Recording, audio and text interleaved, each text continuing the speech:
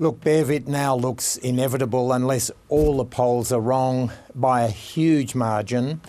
Being here in London, Bev, the overwhelming sense here is one of its time. After 14 years, 5 different prime ministers, and there's been all sorts of circuses and controversies. Boris Johnson provided the circus. Liz Truss didn't outlast a lettuce in terms of her time, 49 days in number 10. And then on top of that, of course, this is the party that championed Brexit, a decision to leave the most powerful trading bloc in human history. And every day now, people in the UK and London are suffering economically because of that decision. So it looks inevitable. We, of course, don't know. Polls can be wrong, but it looks like within 48 hours, Sir Keir Starmer will be the Labor Prime Minister of the UK. Yeah. To your point, though, Rishi Sunak has said the economy's never been better, that the UK is in much better position than it was before the Conservatives came to power. He's tried some sort of tricks that might hold on to Conservative voters. What's the judgment on his campaign been? Look, they were starting from a long way behind. So the Conservatives, or the Tories as they're known here, needed to play a blinder in terms of a good campaign.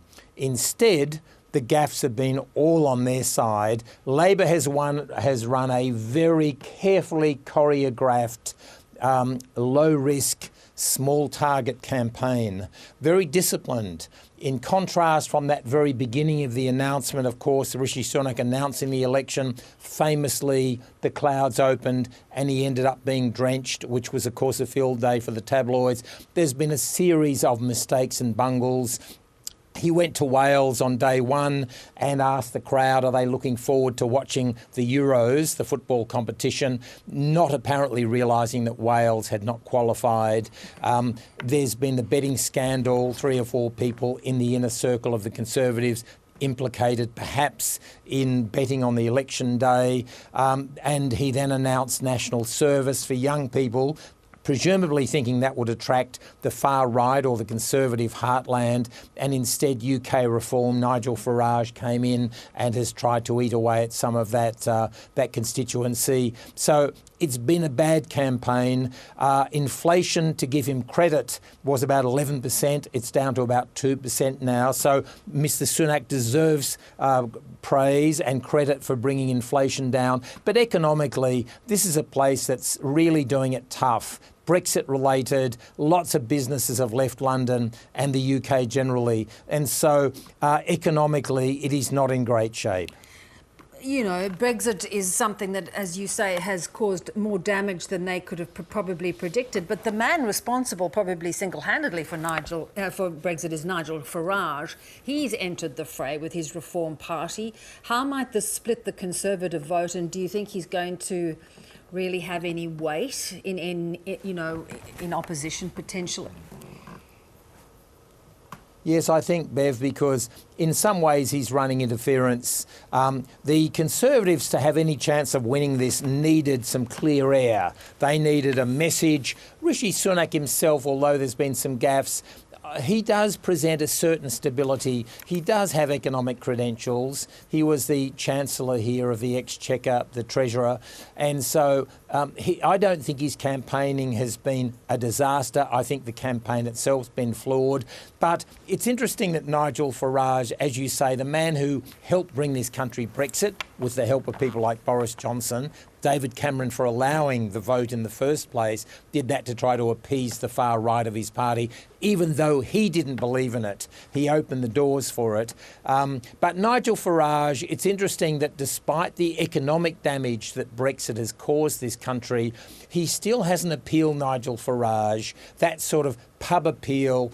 Immigration is the one thing that the British people really voted for when they wanted to leave Brexit. They didn't think through the economic circumstances. Nigel Farage is yet again banging that immigration drum, and there's always a constituency in any country to vote against possible migration. Yeah, as we're seeing right across Europe.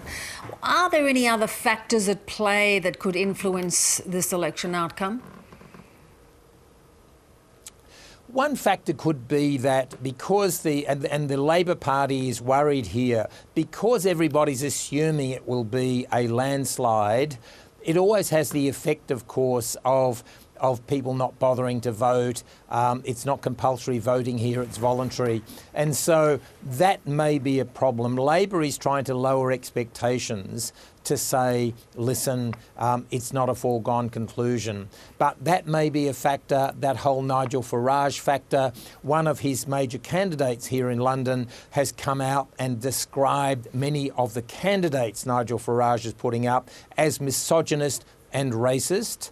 So that might actually convince some of those people who are going to vote for Reform UK to come back to the Conservatives. But of course, in this country, like any country, like in Australia as well, the fact that they're being branded as misogynist and racist might actually appeal to some people on the fringes. Indeed.